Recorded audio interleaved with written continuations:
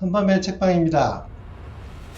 지난 시간에 2400년 전 최초의 시장 분석가 백규에 대해서 알아보았습니다. 4가지 투자 무기에 대해서 알아보았습니다. 지식과 용기, 어진, 그리고 강함. 그럼 백규가 현대 주식시장에 왔다면 어떻게 했을지 여러분 잠깐 상상을 해보겠습니다. 백규가 타임머신을 타고 2026년 한국에 왔다고 가정을 해봅시다. 서울 여의도 정권가에 앉았습니다. HTS 화면을 보고 있습니다. 어떻게 했을까요? 아마 이렇게 말했을 겁니다. 이게 뭐가 어렵습니까? 곡식 장사랑 똑같네요. 실제로 백규의 원리와 현대 주식 투자 이론은 놀라울 만큼 정확하게 겹칩니다. 2400년의 시간 차이가 무색할 정도입니다. 지금부터 백규의 4가지 원리를 현대 주식시장에 하나씩 대입을 해보겠습니다. 하나씩 들으시면서 내가 왜 그때 그 실수를 했는지 혹은 그게 그런 이유였구나 라는 생각이 드실 겁니다. 원리 1. 귀천지도. 쌀 때 사고 비쌀 때 팔아라. 사마천이 백규에 대해서 이렇게 썼습니다. 풍년이 들면 곡물을 사고 흉년이 들면 곡물을 팔았다. 현대 주식시장으로 바꾸면 이렇게 됩니다. 시장이 폭락하면 주식을 사고 시장이 폭등하면 주식을 판다. 단순하죠? 그런데 이게 왜 그렇게 어려울까요? 인간의 뇌가 역발상을 거부하기 때문입니다. 우리가 이성보다 감성이 강하다고 그러죠. 우리 몸속에 있는 군중심리, 심리학에서 말하는 군중심리라는 게 있습니다. 이걸 영어로 허드 멘탈리티라고 하는데 인간은 무리에서 벗어나면 불안감을 느낍니다. 원시시대부터 혼자 행동하면 위험했거든요. 호랑이나 사자의 표적이 되어서 쉽게 목숨을 잃을 수 있었습니다. 무리를 따르는 게 생존에 유리했고 또 무리를 따르는 사람들이 살아남았습니다. 그 후손들도 당연히 무리를 따르는 것을 좋아하겠죠. 그 본능이 주식시장에서 이렇게 나타납니다. 주가가 오를 때 다들 사니까 나도 사야 할 것 같다. 이러면서 사시죠. 주가가 내릴 때 다들 파니까 나도 팔아야 할 것 같다. 그래서 팝니다. 이게 바로 고점 매수입니다. 저점 매도입니다. 이걸 반복하다 보면 가지고 있던 자산이 녹아납니다. 대부분의 개인 투자자들이 돈을 잃는 패턴이 바로 이겁니다. 백규는 이 본능을 2400년 전에 이겨냈습니다. 실제 주식시장에서 백규의 원리가 작동한 사례를 한번 살펴보겠습니다. 사례 1. 2020년 코로나 폭락장. 2020년 3월 코스피가 1400대까지 폭락을 했습니다. 뉴스는 온통 공포였습니다. 경제 대공황이 온다. 주식은 휴지 조각이 될 것이다. 지금 주식 사면 미친놈이다. 그때 판 사람들도 있었습니다. 그리고 그때 산 사람들도 있었습니다. 어떻게 되었을까요? 아시다시피 1년 후 코스피는 3300을 돌파했습니다. 2배가 넘게 올랐습니다. 공포가 극에 달했던 순간이 백규가 말하는 천해질 때였습니다. 두 번째 사례, 2021년 버블 고점. 2021년 말 개인 투자자들이 빚까지 내서 주식을 샀습니다. 일명 동학개미운동이라는 말이 나올 정도로 열기가 뜨거웠습니다. 주변에서 주식을 안 하는 사람을 찾기가 어려웠죠. 카카오, 네이버, 삼성전자 모두가 이 주식들을 사야 한다고 했습니다. 그게 바로 귀해질 때였습니다. 2022년 코스피는 반토막이 났습니다. 백규라면 2021년 고점에서 팔았을 것 같습니다. 그런데 왜 이걸 알면서도 못할까요?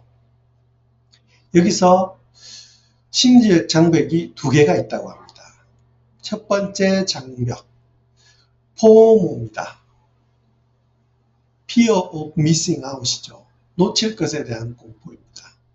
주가가 오르고 있을 때 나만 못하고 있는 것 같다. 주변 사람들이 다 몰고 있는데 나만 구경하고 있는 것 같다. 이런 감정이 고점에서 사게 만듭니다. 백규의 처방은 이겁니다. 남들이 탐욕스러울 때가 가장 위험한 때다 라고 이야기를 했습니다. 또 우리가 역발상 투자를 못하는 두 번째 심리적 장벽, 로스 어벌전이라고 하는 손실 회피 심리입니다.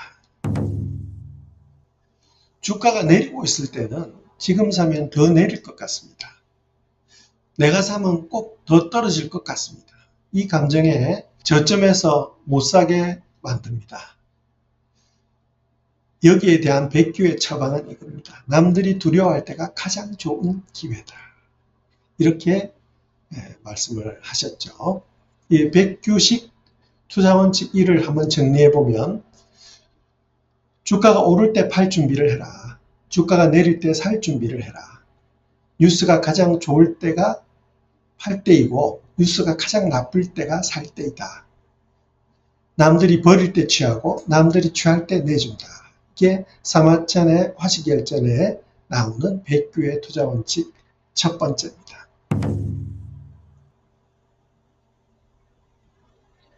원리 2. 시세 관찰론입니다. 백규는 어떻게 때를 알았을까요?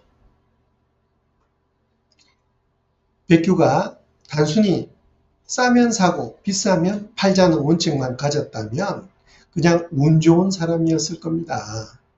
2400년 동안 이름을 남기기가 어려웠을 겁니다. 백규가 위대한 건 왜 지금이 살 때인지 알았기 때문입니다. 사마천이 있었습니다. 백규는 시세의 변화를 즐겨 관찰하였다. 즐겨 관찰했다는 게 핵심입니다. 취미처럼 즐기면서 봤다는 거예요. 백규가 관찰한 것들이 있습니다.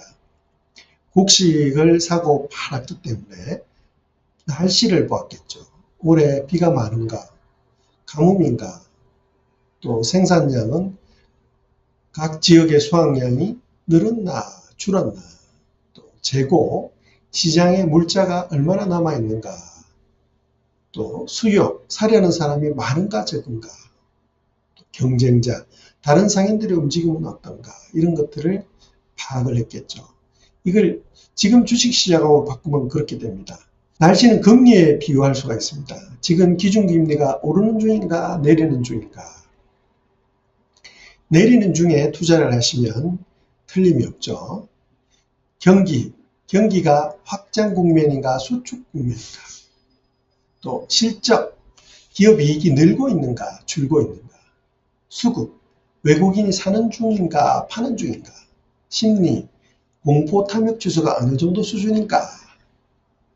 백규의 시세 관찰을 현대투자용으로 바꾸면 매크로 분석이라고 할 수 있을 것 같습니다. 큰 그림을 보는 거죠.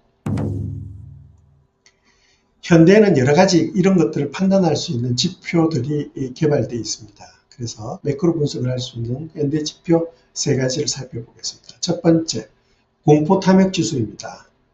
Fear and Greed Index라 그래서 CNN이 만든 지표지요.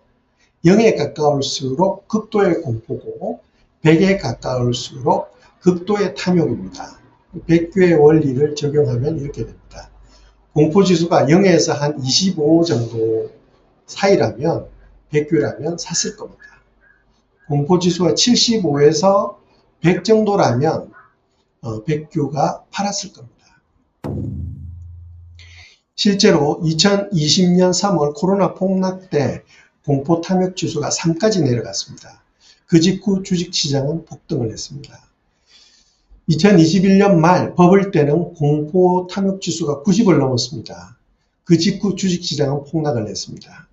백규가 이 지표를 봤다면 틀림없이 이게 바로 내가 말한 귀천이다 라고 했을 겁니다. 두 번째 지표는 주가 순자산 비율이라고 할 수 있는 PBR입니다. 기업의 자산 대비 주가가 얼마나 싼지, 비싼지를 보여주는 지표입니다.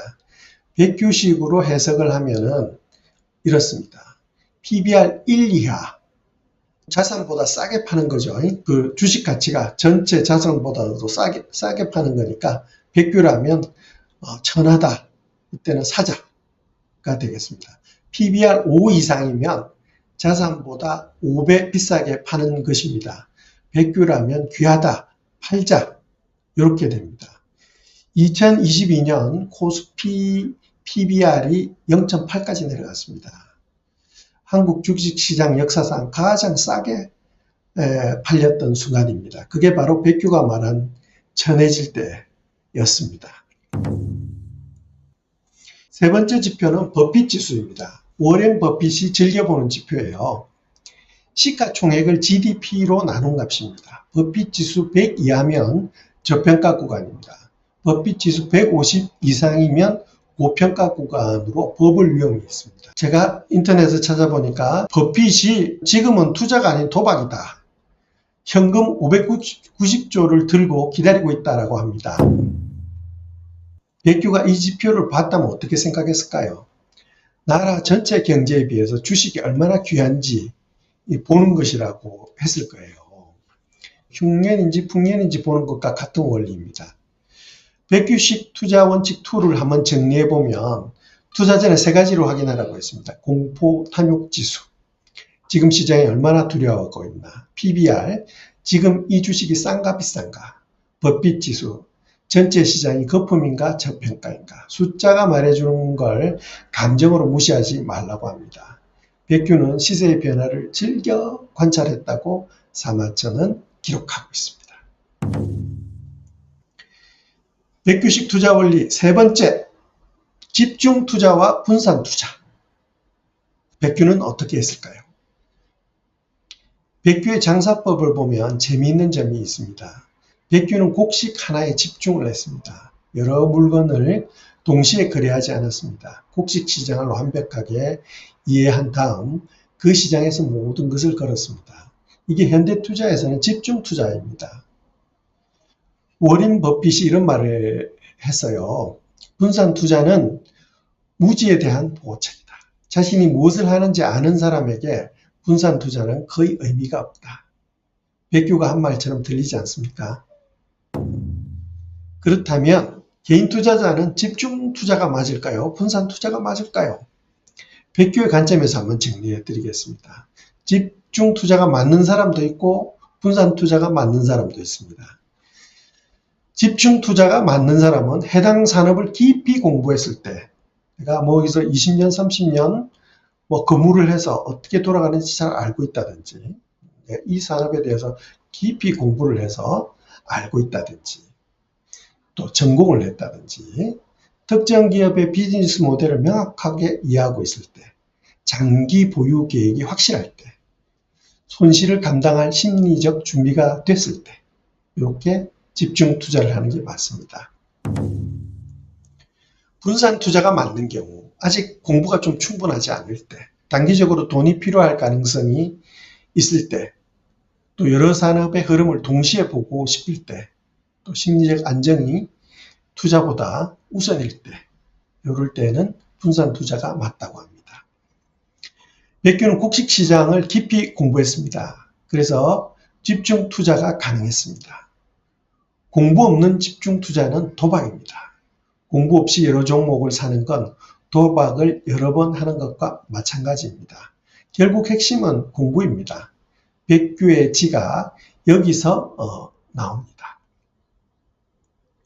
현대투자에서 백규식 집중투자 사례를 한번 살펴보겠습니다.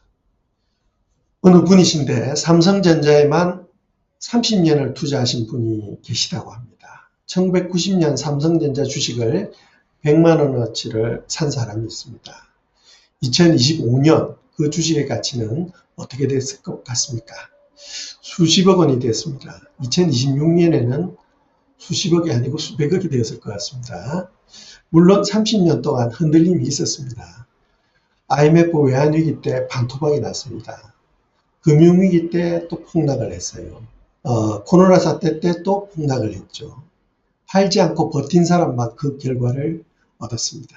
백규가 흉년에도 국시창고를 지킨 것처럼 말이죠. 백규식 투자원칙 3을 정리하면 다음과 같습니다.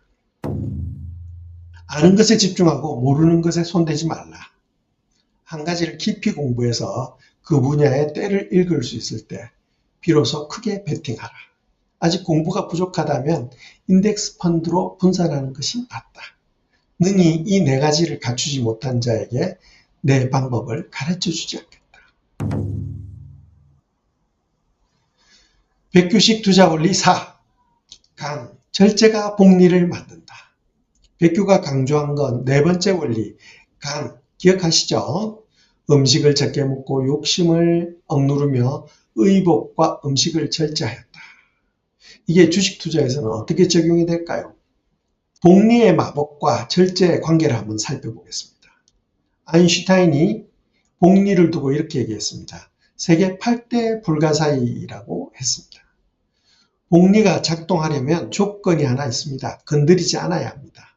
수익이 나도 빼지 않아야 하고 손실이 나도 팔지 않아야 합니다.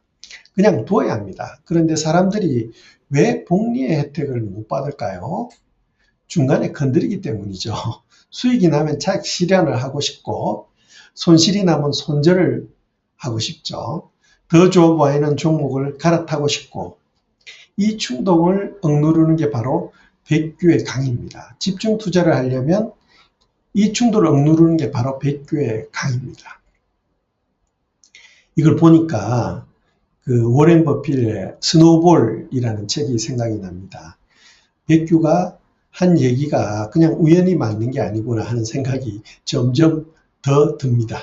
복리 계산으로 하는 절제의 힘을 한번 살펴보겠습니다. 연 10% 수익률로 30년을 투자를 했어요. 그래서 매년 수익을 뺏었을 경우에는 원금 곱하기 10% 곱하기 30년이면은 원금의 3배가 됩니다.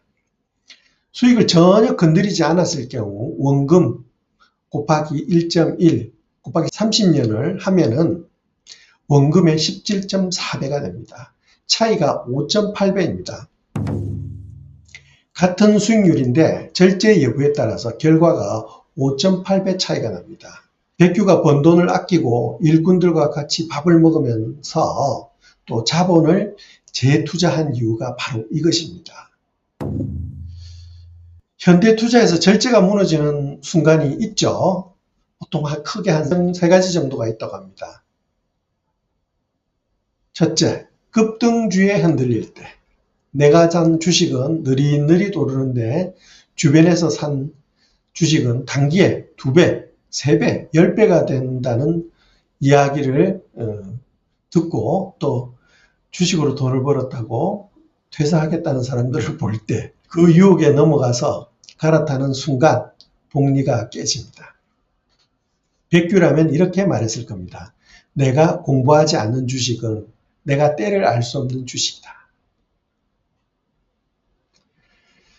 두 번째, 손실이 났을 때 마이너스 20%가 됐어요. 불안합니다. 더 내리면 어쩌나? 지금이라도 팔아야 하나? 이때 파는 게 바로 저점 매도예요. 백규가 가장 경계한 행동입니다. 물론 기업 자체에 문제가 생겼다면 팔아야 합니다. 하지만 시장 전체가 흔들리는 건 대부분 일시적입니다. 백규는 흉년이 와도 창고를 지켰습니다. 세 번째, 레버리지 유혹이 올 때. 빚을 내서 투자하면 수익이 2배가 되죠. 그런데 손실도 2배입니다. 백규는 절제하면서 자본을 모았습니다. 빚을 내서 베팅하지 않았습니다. 자기 자본 안에서만 움직인 겁니다. 이게 왜 중요한지 사마천이 백규에 대해서 직접 쓴 얘기는 아니지만 그 당시 2400년 전에는 풍년과 흉년이 통상 6년 단위로 반복이 됐다고 합니다. 6년은 풍년, 6년은 흉년 이런 식으로 화시결전의 기록에 나옵니다. 그렇다 그러면은 오랜 시간을 버텨야 됩니다. 6년 동안 잘못 투자를 했을 때 6년간 이자를 지급해야 되는 수도 있었지 않겠습니까? 그런 시장 상황을 좀 이해를 하신다 그러면 백규가 이런 말을 한 이유를 이해하기가 쉬우실 것 같습니다. 백규의 투자원칙 4. 복리는 건드리지 않는 자의 몫이다. 수익이 났을 때 빼고 싶은 충동을 참아라. 손실이 났을 때 팔고 싶은 충동을 참아라. 더 좋아 보이는 것으로 갈아타고 싶은 충동을 참아라. 절제가 10년의 복리를 만들고 복리가 진짜 부를 만든다. 욕심을 억누르며 의복과 음식을 절제하였다고 사마천이 기록하고 있죠. 돈 많은데 왜 의복과 음식에 절제를 했겠습니까? 복리를 알고 있었다는 것이죠. 지금까지 말한 4가지 원칙 정리해서 올려드리겠습니다. PDF로 올려드릴 테니까 다운받아서 필요하신 분들은 활용하시면 좋을 것 같습니다. 백규의 방법을 적용한다고 했는데 이 방법이 통하지 않는 경우가 있습니다. 백규가 말했습니다.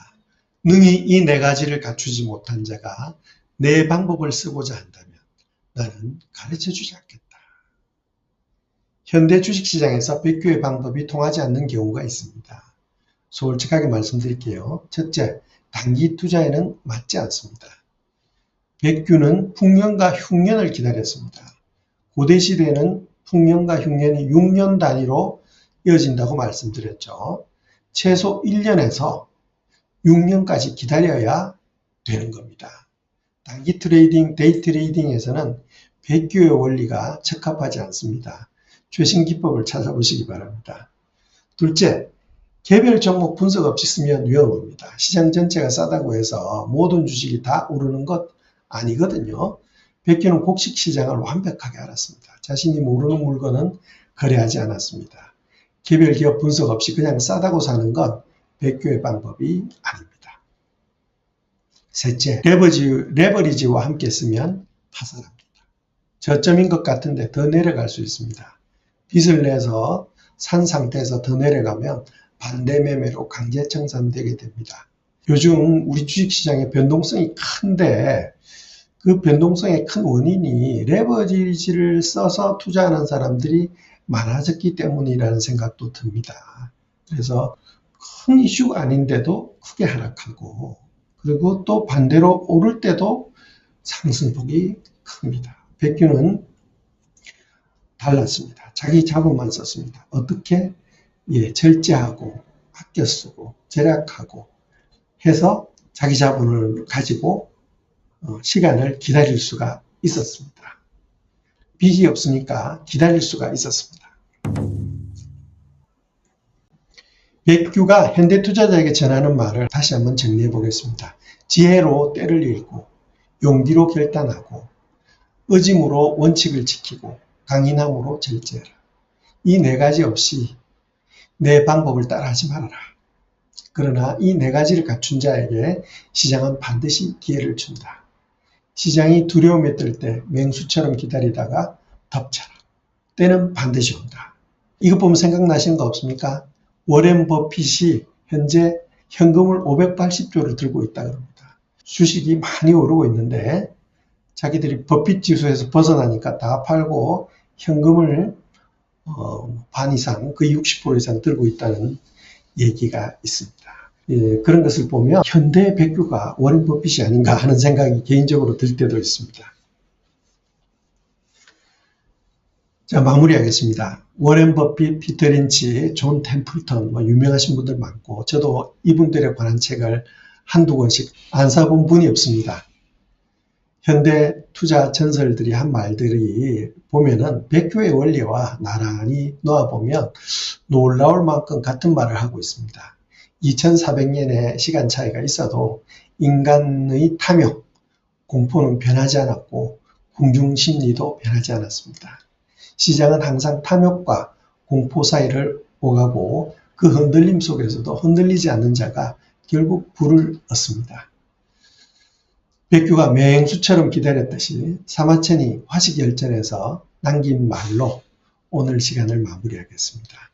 이치를 아는 자는 부를 부리고 이치를 모르는 자는 부의 부림을 당할 것이다. 주식시장에서 불을 부리는 자가 되었으면 좋겠습니다. 백규 선생님의 말씀을 한번 새겨보면서 자신의 부족한 점 보완하시는 것도 좋은 것 같습니다. 오늘은 이것으로 마치겠습니다.